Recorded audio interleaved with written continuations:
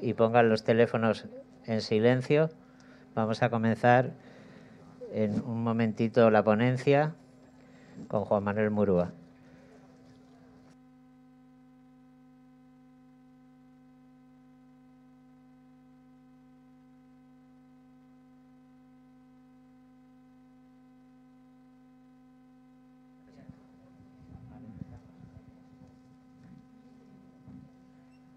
Buenas tardes, bienvenidos. Vamos a dar paso a la siguiente ponencia titulada Diseño de espacios seguros y sostenibles. Nos encontramos dentro del espacio colaborativo Think de la RSD, de la Responsabilidad Social Deportiva, en el que pretendemos idear y visionar el futuro que permita potenciar las fortalezas y oportunidades que la actividad física y el deporte presentan. Por ello hemos querido invitar a personas que en el sistema deportivo sean referentes por sus buenas prácticas.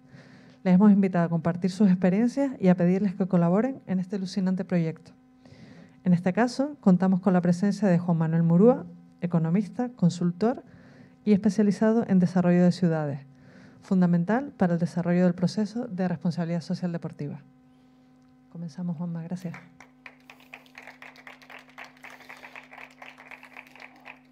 Bueno, gracias Gloria y gracias Carmen y gracias a todo el mundo que me habéis invitado a estas jornadas.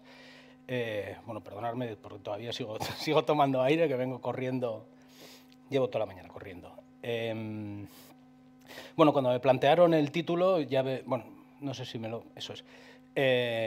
Bueno, luego lo dije, porque es que como el título quedaba así como algo muy sintáctico, digo, bueno, vamos a cambiarlo un poco, ¿no? Y le he dado la vuelta y hablaré del derecho, el deporte como derecho a la ciudad. Cuando hablamos de ciudad podemos hablar de territorio en general, ¿eh? O sea, podemos hablar de una ciudad, pero me gustaba el concepto, me gusta ligar esa parte de sostenibilidad, seguridad, multiedad, multiusuario, no sé cómo le llamabais, a esta idea, ¿no? El deporte como derecho a la ciudad. Bueno, lo primero, ¿qué es el deporte? El derecho a la ciudad. El derecho a la ciudad realmente el que más lo dio a conocer en su libro fue Henri Lefebvre, el filósofo francés, que nos hablaba el derecho no tanto, que también, a usar la ciudad, sino también el derecho a hacer ciudad. Que las personas, los habitantes, la ciudadanía pueda hacer ciudad, pueda construir ciudad. No en el sentido físico, sino la ciudad en ese sentido social, ¿no? Que las personas que habitan en ella puedan transformarla, puedan hacer que un espacio sea como es, ¿no? La vida en los diferentes espacios en la ciudad sea como es. Ese derecho a utilizarla, a cambiarla, a participar activamente. Bueno, hay una Carta Mundial por el Derecho a la Ciudad. La Carta Mundial es del 2004. Hay una serie de características. Por un lado, que es un derecho humano, es un derecho que también, claro, parte de la ciudad que es entendida como un bien común, un bien de todas las personas que la habitan y que incluso la visitan, ¿no? Es un derecho, sobre todo, que además en quien más hincapié hace puede ser en los sectores vulnerables y desfavorecidos, ¿no? Es un derecho interdependiente, no existe como tal, sino que es interdependiente del resto de derechos humanos y además territorializado. Digamos que se sitúa en un lugar y depende de ese lugar, depende de las características históricas, culturales, etcétera, de ese lugar para ejercerse como tal, ¿no? como derecho a la ciudad. Bueno, esto, ¿cómo lo ligábamos? Y esta idea, bueno, esto yo la verdad es que siempre lo habíamos trabajado así y hasta que no me lo pidió Eduardo Blanco en su momento y me dio el título de Deporte como Derecho a la Ciudad, nunca lo había pensado así. Y luego digo, joder, pues si llevo toda la vida tampoco, pero llevo muchos años trabajando con esta perspectiva del derecho a la ciudad. Claro, cuando aplicamos esta idea, esa capa social, ¿no? Eso que decíamos de los desfavorecidos, etcétera. Bueno, esta capa de deporte, cohesión social, desarrollo sostenible. Bueno, esta foto me gusta mucho porque yo creo que esta es la primera pregunta, ¿no? Cuando hacemos ciudad, cuando planificamos el deporte para la ciudad, ¿dónde ponemos la instalación? ¿En qué lado de la valla ponemos la instalación? Estamos buscando un impacto económico, una sostenibilidad financiera, probablemente esté en el lado correcto, ¿no? Ahí es donde van a poder pagar la entrada. Sin embargo, si buscamos un impacto en el propio territorio, en la red ciudadana, un impacto social, pues igual no está en el lado correcto. De hecho, igual ni siquiera es la instalación correcta, ¿no? Esta es una de las primeras decisiones, que yo creo que muchas veces también cuando hemos hecho planes de instalaciones las hemos obviado, este tipo de instalaciones, este tipo de reflexiones, ¿no? Bueno, más allá de la rentabilidad, que yo entiendo que hay que buscar también la rentabilidad, o bueno, no tanto rentabilidad, pero sí por lo menos sostenibilidad financiera, ¿qué impacto social tenemos y qué impacto tenemos sobre la propia trama urbana, ¿no? ¿Os imagináis el impacto que puede ser esas instalaciones? La foto es un poco trampa también, probablemente eso sea un hotel, pero bueno, me llevo esa imagen, ¿no? Nos hacemos esa idea. ¿Qué impacto tendría sobre todo sobre este barrio, ¿no? el ubicar las instalaciones en ese lado? Bueno, esto es un poco el marco con el que trabajamos nosotros a la hora de planificar los últimos años. Ayer lo comentábamos en el hotel, ¿no? Que ya los últimos años, los últimos proyectos, pues prácticamente desde antes, desde el 2019 o así, ya se nos plantea, bueno, tenemos que organizar tanto planes estratégicos como planes de desarrollo local del deporte, etcétera. Tenemos que organizarlos, estructurarlos a partir de los objetivos del desarrollo sostenible. Entonces, a partir de ahí diseñamos un modelo. Empezábamos, normalmente siempre trabajamos con esos 7 ejes. Empezamos trabajando con esos 7 ejes, ¿no? Bueno, cada uno de ellos tiene una relación con diferentes ODS. El eje 1 es vida activa y salud, está relacionado con el ODS de salud, obviamente. El eje 2, deporte, educación y cultura. El 3, deporte y medio ambiente. Deporte, cohesión social. Deporte, igualdad. Deporte, desarrollo económico. Deporte y gobernanza. Probablemente tampoco se vaya a alejar mucho de las temáticas que vayáis a tratar aquí. O sea, si realmente lo pensamos, o sea, más o menos, o decimos, o agrupamos unos otros, pero más o menos acaban igual, ¿no? Y tomábamos un modelo de referencia. Un modelo de referencia... joder, ahora no me sale el nombre de pila, Haworth, que es ella, bueno, es economista y diseñó o propuso el modelo de la economía del donut, que es ese donut, ese círculo, que lo que nos está diciendo, y aplicándolo, en este caso lo aplicamos al plan estratégico del Baix Llobregat, aplicándolo al deporte, lo que trasladábamos ese modelo donut es, bueno, ahí lo que estamos pensando es en el diseño de una comarca activa. Esa comarca activa tiene que estar dentro de ese círculo verde, ¿no? Ese donut. La base de abajo es la base social. No podemos estar por debajo de esa base social. Esa base social digamos, la desarrollan o la marcan esos determinantes sociales. Por ejemplo, acceso para gente con menores niveles de renta, cuestiones, por ejemplo, de accesibilidad física, de accesibilidad, obviamente, también social, cuestiones de salud, edad, etcétera, ¿no? No podemos no haber cubierto esa base social, esos determinantes que marco ahí abajo, ¿no? En el centro del donut. Nos tenemos que colocar ahí en ese círculo verde y además tenemos un techo por arriba. Ese techo por arriba viene dado por los límites medioambientales. Esos límites medioambientales puede ser, pues eso, la emisión de gases, el efecto del cambio climático, consumo de materiales, generación de residuos, etcétera, ¿no? Digamos que nos tenemos que mover en ese, y la economista, esta economista británica era lo que nos decía, ¿no? Nos tenemos que ubicar dentro de ese donut, superar esa base social y no sobrepasar esos límites medioambientales. Bueno, ¿cómo nos afecta esto, ¿no? Cuando hable de deporte también voy a hablar de actividad física, movilidad activa, etcétera. ¿Cómo nos afecta esto cuando planteamos una ciudad? Bueno, la primera es una cuestión, sobre todo, bueno, es primera porque lo ponemos así, pero lo primero es una cuestión de movilidad, ¿no? ¿Qué modelo de movilidad tenemos en nuestra ciudad? Creo que ya va bajando, pero hasta ahora el 60%, se estimaba que el 60% del espacio público de una ciudad se destina a los coches, a circular o a aparcarlos. 60%. Claro, esto es una barbaridad. ¿Y esto cómo afecta? Pues afecta sobre todo a dos grupos poblacionales. A menores de edad, no tienen coche, y a las personas mayores. Además les afecta en que les roba, pero sí, les arrebata ese espacio público. Ese espacio público que antes podía salir a jugar, podían salir a pasear, pues ahora hay muchas personas, muchos niños, niñas que no pueden salir, esto ya lo sabemos, no pueden ir andando o no les dejan ir andando al colegio por miedo, ¿no? Esa cuestión de seguridad vial, y lo mismo con personas mayores también, ¿no? Personas mayores que tienen miedo porque igual no les da tiempo a cruzar el semáforo o se sienten inseguras, ¿no? Claro, todo eso va en detrimento de ese modelo de vida activa, ¿no? que trabajamos desde esa idea de comarca activa, ciudad activa. ¿Cómo trabajamos? Bueno, con la idea de itinerarios peatonales. Bueno, ahí he sacado uno, es un metro minuto, es de Puerto de la Cruz. Miré a ver cuántos metrominutos había en Canarias, solo he encontrado ese. Puerto de la Cruz, que bueno, que al final lo que nos está marcando es que existe una red peatonal. Una red peatonal es más que las aceras. Una red peatonal son vías de preferencia peatonal que obviamente están conformadas en red, no son tramos sueltos, ¿no? Y luego pues planteamos este tipo de intervenciones para el calmado de tráfico, ¿no? Pues, bueno, incorporar bulbos en las curvas, incorporar badenes, etcétera, ¿no? Para ralentizar el tráfico y hacer, digamos, una zona más pacífica, que se pueda caminar, que se pueda jugar, que se pueda llevar una vida más activa, ¿no? Lo mismo, otra línea son las infraestructuras para bicicletas, en general, redes de infraestructuras, señalización, equipamiento, seguridad. No es simplemente hacer la red, sino que además, y esa es otra importante, ¿no? Tiene que ser en red. Esto, Leo, no sé si te suena, esto es Toledo.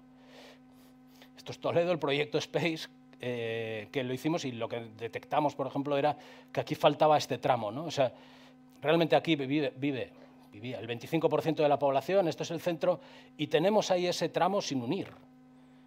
Claro, el impacto de eso era enorme, y es que, o sea, el impacto a positivo, cuando es una intervención relativamente barata, porque se no llevaba ni a 2 kilómetros ese tramo, era una zona, la paralela a las vías, además pertenecía a otra y tal, pero bueno, claro, la importancia de acabar de coser estas redes, ¿no?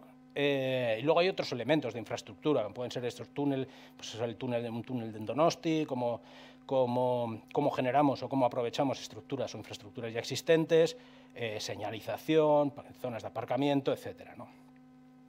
También otra medida que nos permite llevar una vida más activa, bueno, estos usos del suelo, esto es un poco menos intuitivo, pero bueno, esto es un trabajo, si veis los dibujos de la derecha, eso es un trabajo de Sport England, ya por el año 2007 creo que era, que nos hablaba de ubicar los destinos de actividad cotidiana relativamente cercanos, entre 400 y 800 metros. Es decir, las ciudades tienen que estar configuradas con mezcla de usos. Que haya zonas para trabajar, zonas para vivir, zonas de comercio, zonas de juego, zonas de ocio, en un radio relativamente cercano. ¿Qué hacemos? Todo lo contrario. Hacemos todo lo contrario. Hacemos el polígono industrial, hacemos la zona residencial, hacemos la zona de ocio. ¿Y qué necesitamos? El coche, para ir de aquí, allí, allí, ¿no? Esto es un trabajo de Marshall, Piatowski y Garrick, este de aquí abajo, esas tramas, ¿no? En el que demostraban cómo un modelo de intersecciones, como puede ser el modelo mediterráneo o el modelo que tenemos aquí, es mucho más saludable que el modelo de urbanización difusa. El modelo de urbanización difusa, el sprawl, son esas casas unifamiliares que están por ahí repartidas, ¿no? Entonces, si observáis la trama, vamos pasando de ese lado de la izquierda, que es una trama que dices, bueno, puede ser Barcelona, puede ser Madrid, ¿no? Con bastante densidad de intersecciones, hay muchos edificios, y vamos pasando hacia un modelo en el que cada vez está más disperso, hasta llegar a ese de la izquierda, en el que apenas hay intersecciones, porque son diferentes casas que están por ahí sueltas, ¿no? Claro, la explicación a esto es esas imágenes que veis en blanco y negro, ¿no? Cuando tenemos que desplazarnos de A a B, si tenemos esa trama con intersecciones, es mucho más sencillo desplazarse andando. Si estamos en este caso, que es esto, al final lo que necesitas es coger el coche también. Y esto tenemos la frase que la hemos dicho toda la vida, que es, hay que coger el coche hasta para comprar el pan. Bueno, pues los del pan son estos, los del coche del pan son estos, ¿no? Claro, esto, bueno, ellos demostraban, en su estudio, mostraban pues un aumento, por ejemplo, pasar de este modelo a este, pues un aumento de la obesidad, un aumento de la presión arterial alta, diabetes, etcétera. Es un poco también contraintuitivo, porque parece como que cuando estás en ese modelo de urbanización difusa, en tu pequeña unifamiliar, ¿no?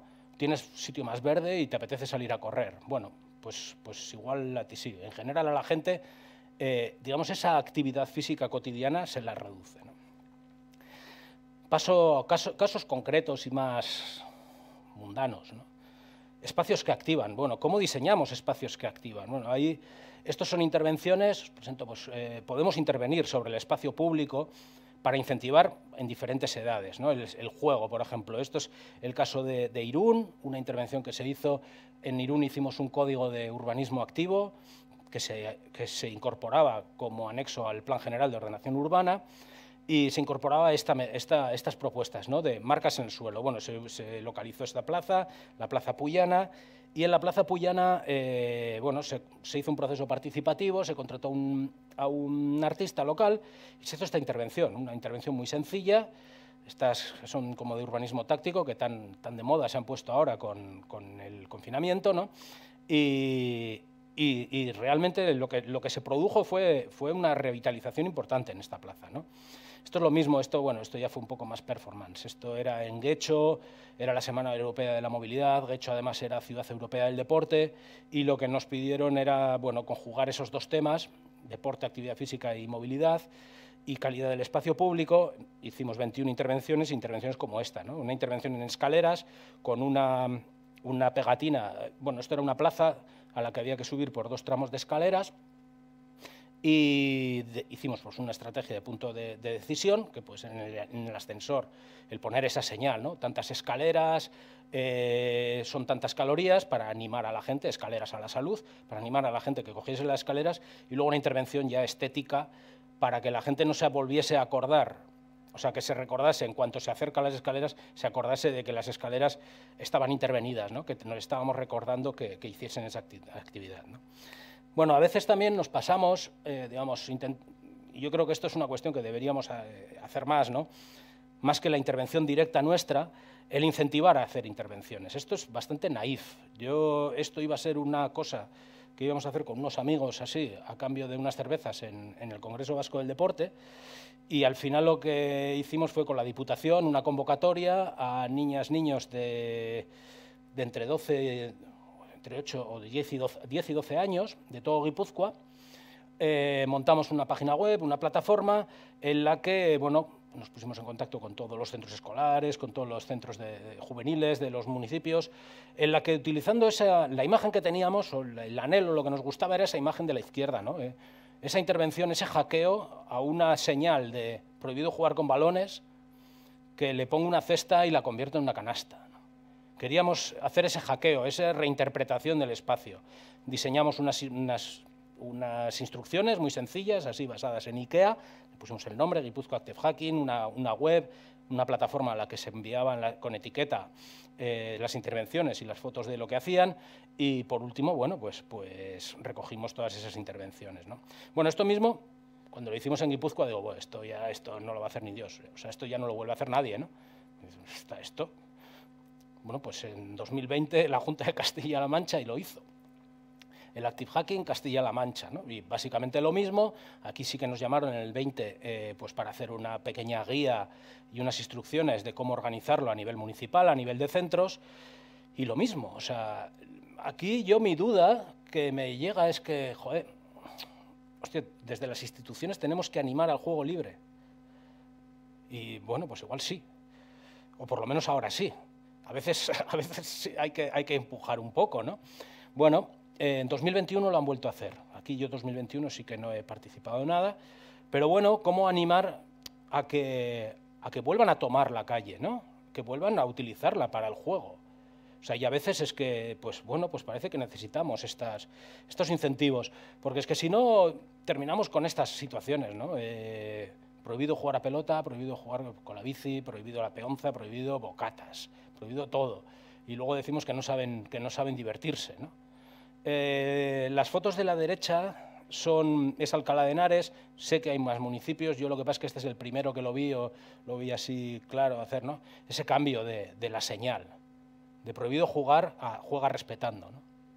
Creo que esto es un cambio importante, un cambio bueno, pues que hay que llevarlo más, como ese derecho a la ciudad, y para que la gente se apropie, y sobre todo niñas y niños, ¿no? Al fin y al cabo, bueno, iba a decir son el futuro, no son el futuro, son el presente. O sea, niñas y niños, la ciudad también es para ellos, ¿no? Y bueno, durante años, ¿no? Esta ciudad que hemos hecho, esta ciudad tan incluso segura, ¿no? intentando que sea seguro, hemos conseguido todo lo contrario, segura para los coches, les hemos arrebatado ese espacio público. ¿Cómo lo podemos devolver? Bueno, varias ideas en torno, y ya me centro de aquí prácticamente hasta el final, sobre seguridad y esa relación seguridad, conflicto, etcétera, ¿no? Bueno, lo primero, cuando hablamos de seguridad en la ciudad tenemos que hablar de dos tipos de seguridad, seguridad objetiva y seguridad percibida. La seguridad objetiva está clara, hay unas estadísticas y hay sitios en los que puede haber más robos, o más delincuencia o más delitos. Pero luego hay una seguridad percibida. La seguridad percibida es, hostia, ese sitio por el que no vas porque te da mal rollo. Y las estadísticas no te dicen que pase nada, pero te da mal rollo y no pasas por ahí, ¿no? Bueno, esto hay que tenerlo en cuenta, ¿no? Y lo mismo nos puede pasar con instalaciones, sobre todo con equipamientos exteriores, ¿no? Que evitas. Incluso puede haber instalaciones que generen inseguridad, ¿no? 3 teorías, y lo ligo a cuestiones relativas con el deporte. Una teoría, a ver, son 3 teorías, las 3 valen y ninguna vale. O sea, en cada caso tenemos que ver el caso y tenemos que plantear soluciones diferentes. Cada una tiene sus ventajas y tiene sus inconvenientes y esto hay que gestionarlo, ¿no? La teoría de las ventanas rotas, esta es la teoría de Wilson y Kellin. Ellos lo que hicieron, bueno, fue a partir de un experimento de Philip Zimbardo.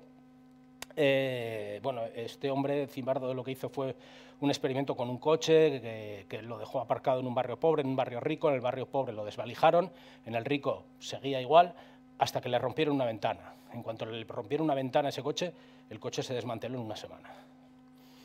Y esto Wilson y Kellin lo llevan también a los edificios, ¿no? Un edificio, tú puedes tener un edificio cerrado, mantenerse 1 año, 2 años, perfectamente, en perfecto estado, está abandonado, nadie lo usa, pero está bien, hasta que se rompe una ventana. Cuando se rompe una ventana, al poco tiempo se rompe otra, y al poco otra. Y en unas semanas el edificio está desvencijado. ¿Qué nos querían decir? Nos querían hablar sobre todo de la importancia de que cuando un edificio, un equipamiento, y podemos llevarlo a un skatepark o a una cancha, en cuanto da señales de desidia, de dejadez, la gente deja de cuidarlo y, de hecho, incentiva el vandalismo. Aquí dos ideas importantes. Por un lado, el mantenimiento, la importancia del mantenimiento. Un mantenimiento que que esto esté bien, que se vea, que la gente... A ver, en los sitios limpios, yo no sé si habéis estado en Japón. Japón es la hostia. Como está todo limpio, nadie tira nada. ¿Qué vas a tirar ahí? Joder, si es que está todo limpio, no puedes tirar. ¿Quién eres tú para tirar nada ahí? Joder, si es que está limpísimo. Pues es exactamente lo mismo. Si vemos una zona de cancha que está sucia, descuidada, la canasta medio rota, esa cancha se cae en breve. La importancia del mantenimiento. Por otro lado, ellos decían, porque ya se vinieron un poco arriba, y decían, hostia, cuidado, porque además ventanas rotas también, claro, en cuanto haya una primera señal de decadencia, hay que limpiarla, hay que quitarla, o hay que cortarla, ¿no? Y además esa decadencia no va a ser solo física, también hay social. Un vagabundo es una ventana rota en un barrio. Un vagabundo, una persona que está ahí tirada en el barrio, eso es una ventana rota. Hay que sacarla del barrio. Esto, el que era en ese momento alcalde de Nueva York, y ahora más conocido como ser el alcalde o haber sido el abogado de Donald Trump, Rudolph Giuliani, lo aplicó y lo llevó a un modelo que le llamaban la teoría de la tolerancia cero. Las políticas de tolerancia cero. Las políticas de tolerancia cero lo que era, bueno, en cuanto a alguien le ves haciendo un graffiti, al talego. O sea, lo llevamos y dejar cero.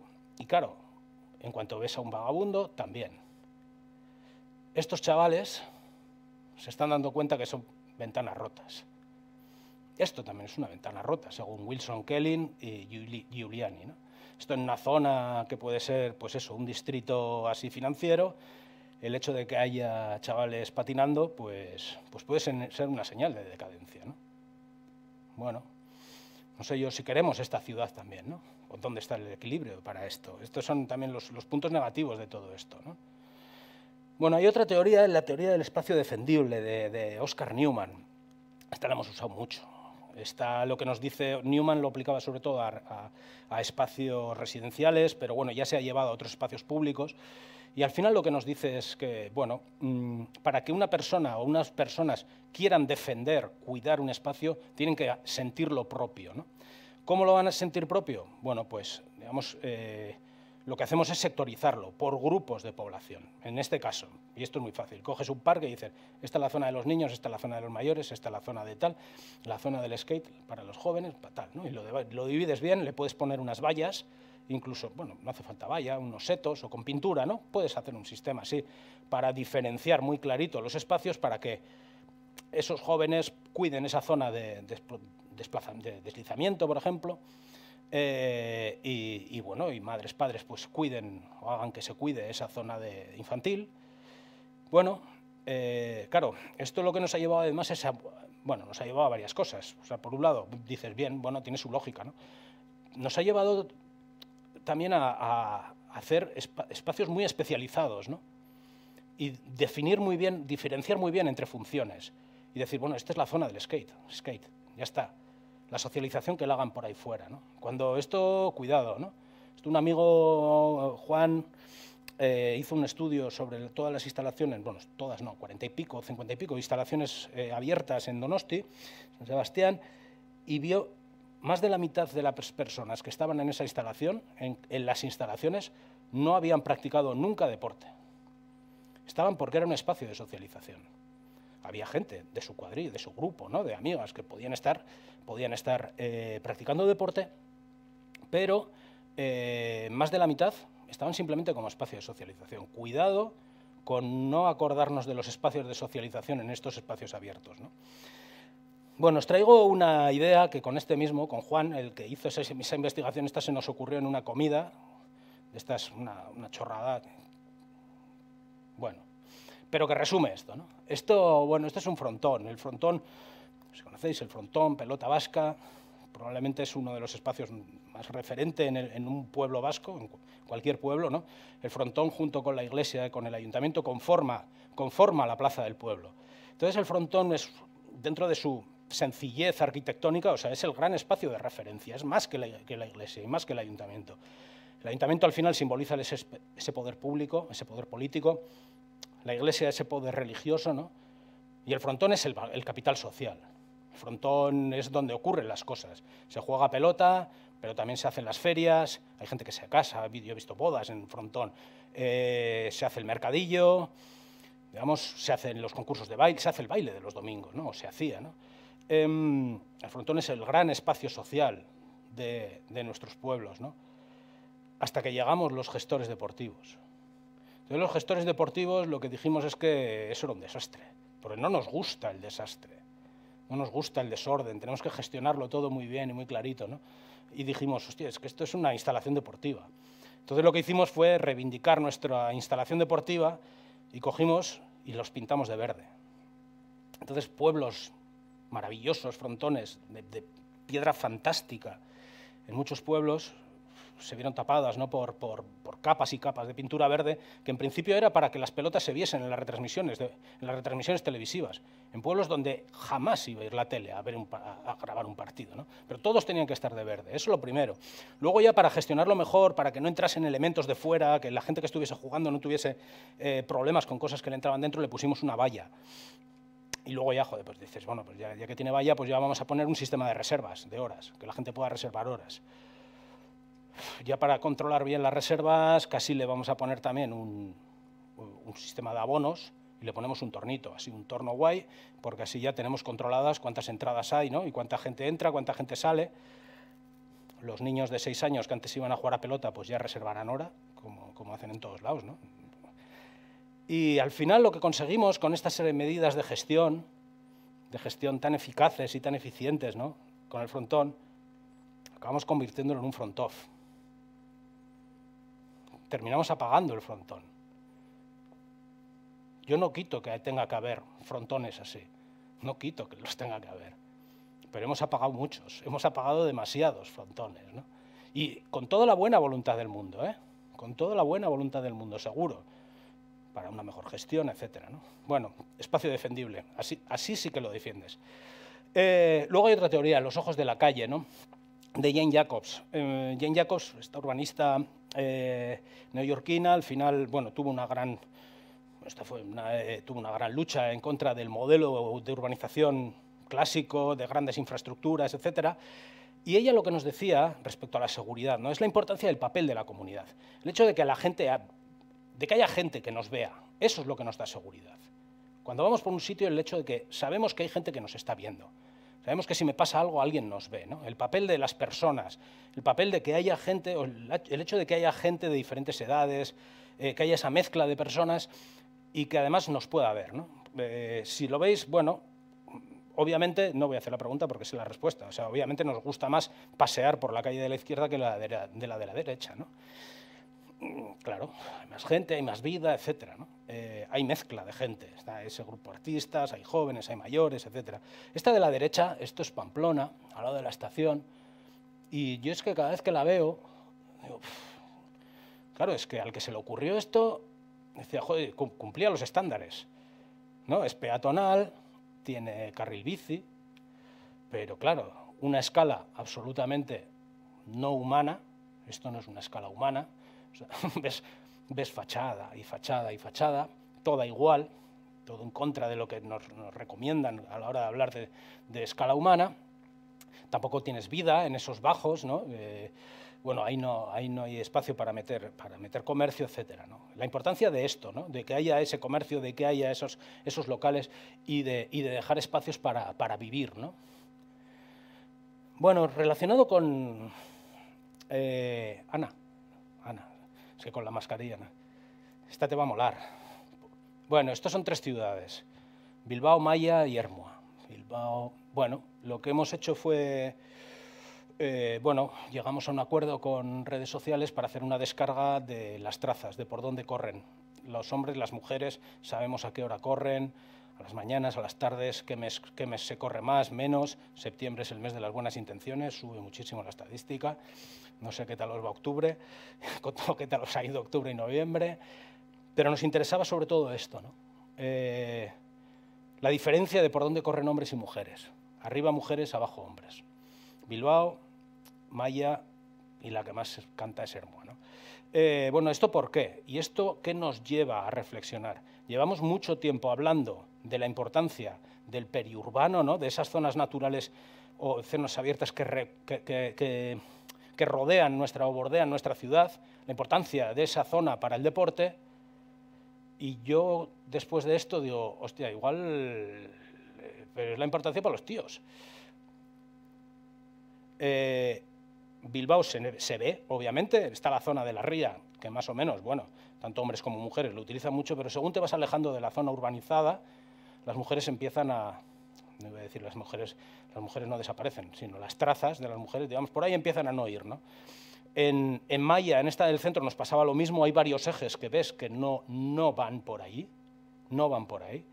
y realmente aquí tenemos que hacer pensar, o por lo menos ir y ver ya a nivel de intervención qué podemos hacer. Y luego, claro, si tienes un municipio, como es el caso de Ermua, que es que encima fue el primero que pudimos hacer el análisis y me asusté porque dices, joder, esto es una barbaridad. El caso es que es un municipio muy denso, pero que enseguida, y muy lineal, pero que enseguida acabas, o sea, enseguida entras en una zona periurbana, como aquí, que luego vuelves a entrar en urbano, pero aquí ya te alejas y no tienes esos ojos de la calle, aquí no los tienes, aquí también los pierdes, y ese otro eje que se ve por aquí ni te cuento porque esto es hacia un esto, bueno, la importancia, ¿no? Y bueno, cómo podemos utilizar estas redes. Por ir terminando, la importancia en estos proyectos de la participación, tenéis, bueno, estamos en este marco que yo creo que es un buen ejemplo, ¿no?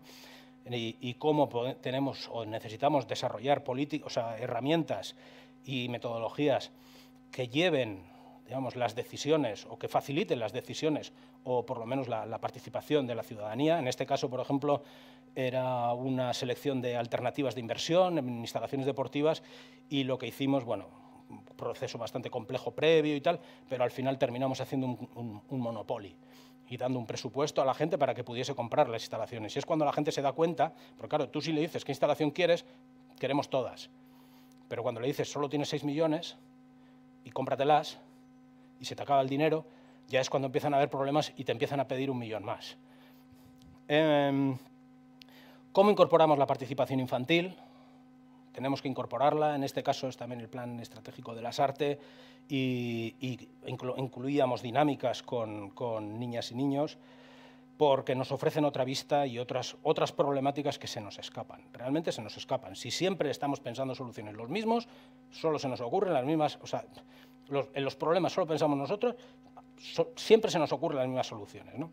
Lo mismo con personas mayores. En este caso, por ejemplo, era el diseño de una red de equipamientos biosaludables, que empezábamos de cero, y a partir del proyecto no solamente decidieron el número de parques, porque se podía hacer desde un parque a hacer un circuito grande, decidieron hacer 4 parques, decidieron las ubicaciones, incluso decidieron la composición. Ahí cada punto, el punto azul es una máquina de 3.000 euros, el verde de 2.000, el rojo de 1.000, y cómo ellos decidían repartirlo, ¿no?, en los diferentes barrios, etcétera. Y con cierta negociación, porque claro, el que vive en tal barrio dice, a mí dame mandanga, a mí dame la buena. Tenían que negociar. Y esta es una última, en esta estamos, y que de hecho hoy tengo reunión de esto, video reunión, que es un laboratorio de innovación ciudadana para el deporte. Esto es en el Baix Llobregat. El Baix Llobregat tiene el City Lab en Cornellà, y cómo junto con ellos hemos desarrollado el plan estratégico del deporte y puesto en marcha Activa Lab, ¿no?, que es ese laboratorio de innovación ciudadana para esa colaboración transversal y también que la ciudadanía se incorpore, digamos, a la toma de decisiones. ¿Por qué? Porque es que si no, siempre vamos detrás. Para cuando ponemos parques de calistenia, la calistenia ya se nos ha pasado de moda. Y esto tenemos que ser mucho más ágiles. Tenemos que ser mucho más ágiles para buscar soluciones y participar, ¿no? Y hasta aquí. Muchas gracias. Sí. A continuación, vamos a dar paso al turno de preguntas. Tenemos pocos minutos, pero yo creo que podemos hacer algunas. Gracias.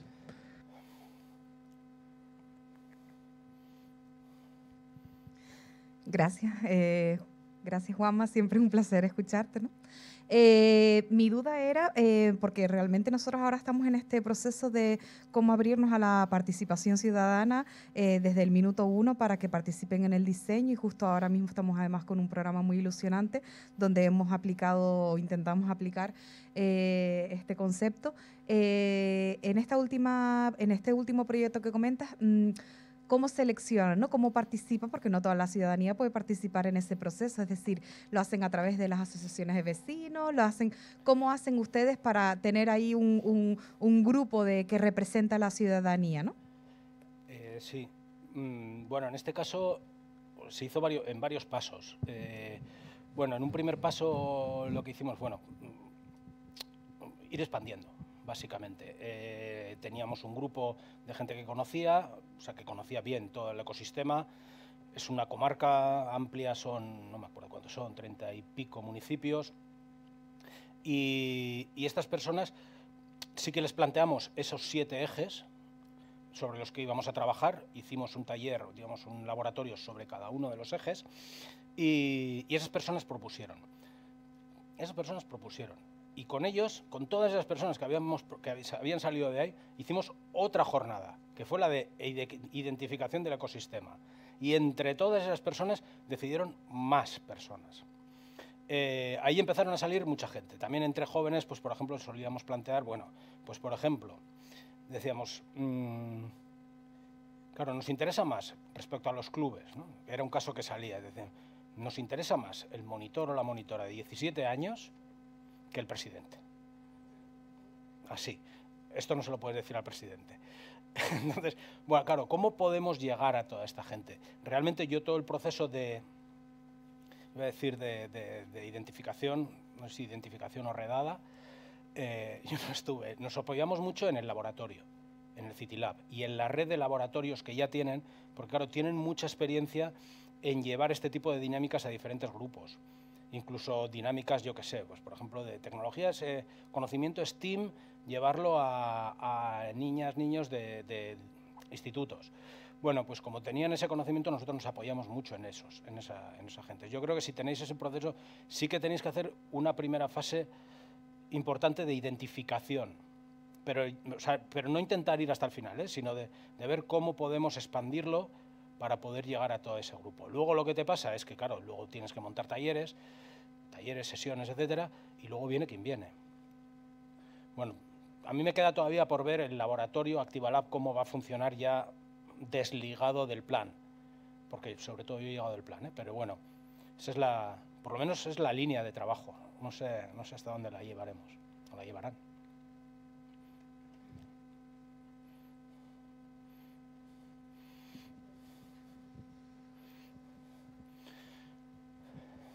Buenas tardes. Juanma, es un placer tenerte aquí y ser esponjas de todo lo que tienes dentro.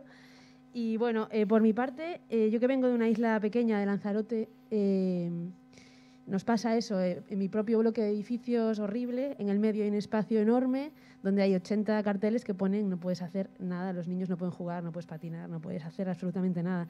Yo durante el confinamiento intentaba bajar y hacer ejercicio y tal, lo prohibieron. O sea, al final, un poco todos creo que vivimos esa frustración, ¿no? De que, claro, que acaban con el móvil. ¿Cómo no van a acabar con el móvil, ¿no? La gente joven.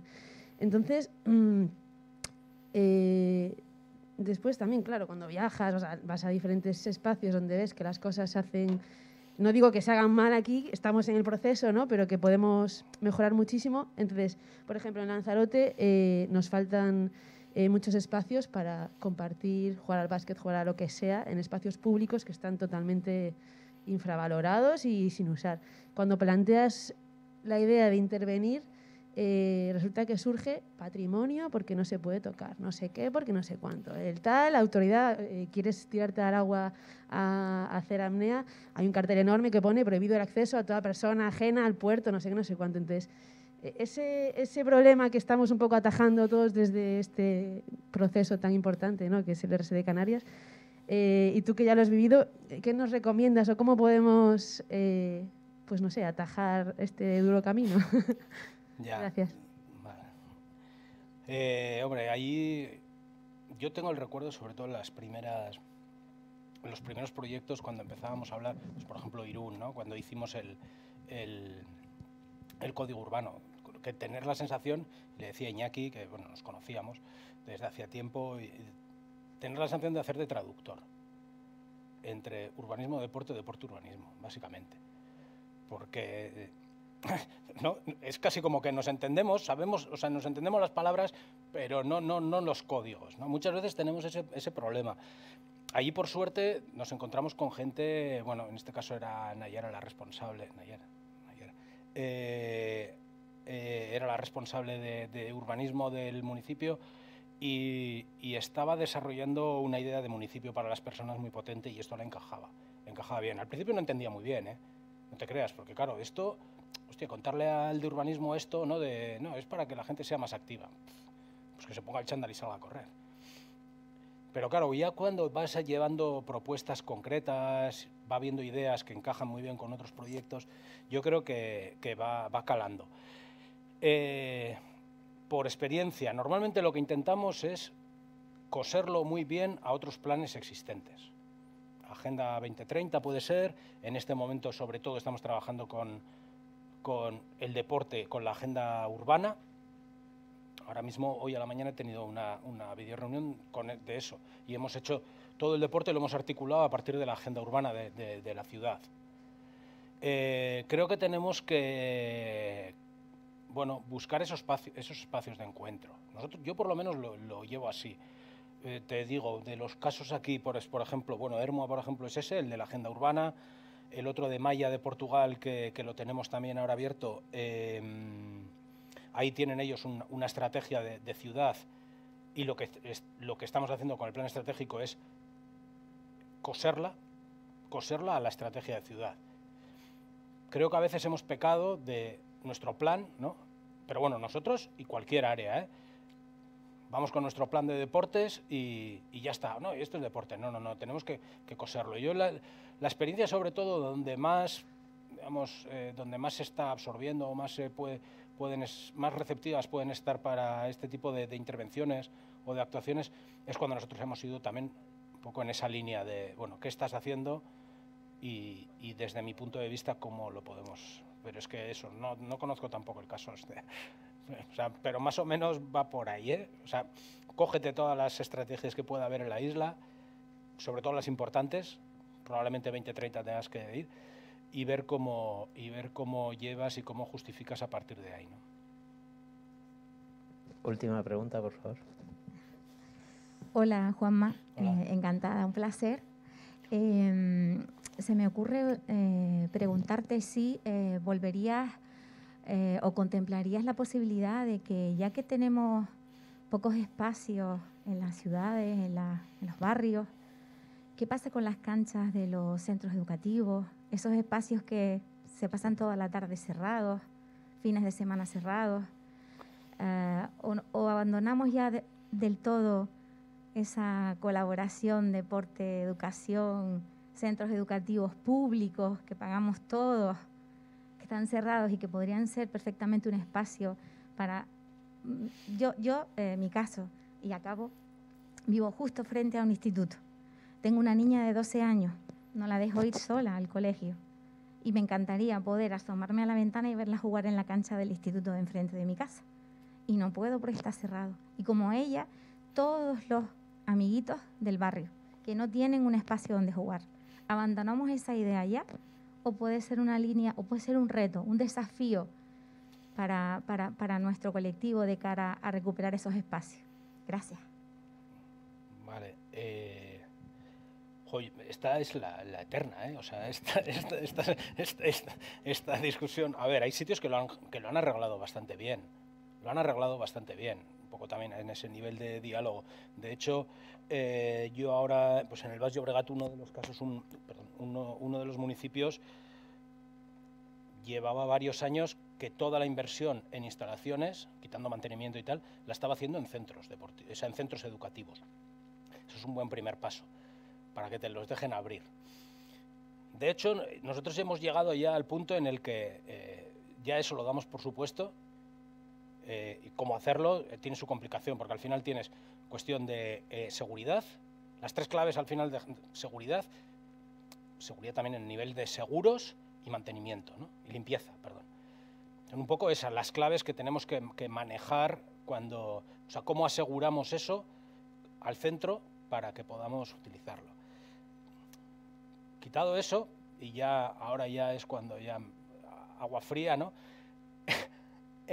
Ahora, por ejemplo, en uno de los planes estamos en esa clave de abrirlo, de hecho ya se está abriendo, pero quitar las canchas.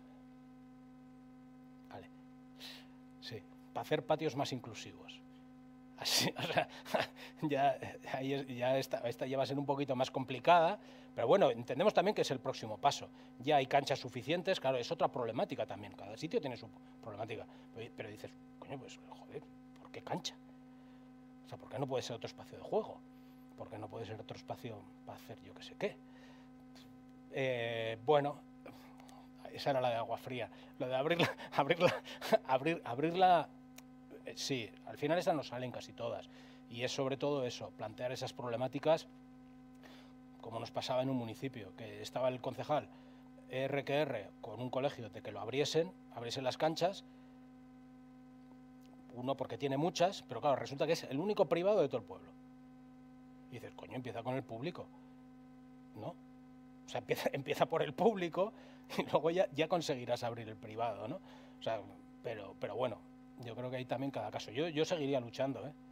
Y luego si quieres lo de quitar la cancha, ya eso ya lo piensas. Muchas gracias por su asistencia. A continuación, la organización le va a entregar una placa por su defensa de los valores y fundamentos del deporte. Juan Manuel, por favor, ponte en el centro para hacerte una fotografía, si está amable. Ponte una ahí para hacerte una. ¿El qué? Ah. Bueno, he parado ya de sudar. Porque vamos... Muchas gracias por su asistencia.